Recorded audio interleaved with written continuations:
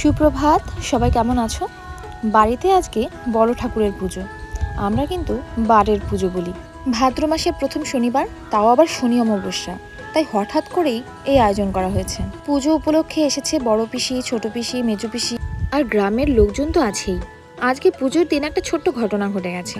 আমাদের গ্রামে মাত্র 2টো ব্রাহ্মণ পরিবার। আমার ইচ্ছে ছিল বাড়িতে যিনি সরস্বতী পুজো করান সেই হরু দাদুকে দিয়েই পুজোটা করাবো, কিন্তু তিনি অন্য জায়গায় পুজো করতে গেছিলেন বলে তার ছেলেকে পাঠিয়ে দিয়েছেন। আর তোমরা তো জানোই, মন যদি একবার কিন্তু বলে তাকে শান্ত করা খুব কঠিন। যাই হোক, ঠাকুরের কৃপায় সাথে সাথেই তার বাবাও চলে আসে, কিন্তু ওকে ফেরত পাঠাবো সেটা তো ঠিক হয় না। তাই বললাম যে দুজনেই পুজো করুন। এবার দুপক্ষই খুশি। সত্যনারায়ণ এবং বড় ঠাকুরের পুজো জোড়া ব্রাহ্মণ দিয়ে করানো হলো।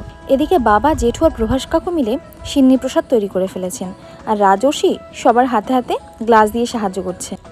আসলে পুজোতে তো ছোটদেরই আনন্দ। কথায় আছে, শেষ ভালো যার সব ভালো তার। যাই হোক, বড় ঠাকুরের কাছে একটাই প্রার্থনা, সবার দোষ গুণ ক্ষমা করে ভালো রেখো।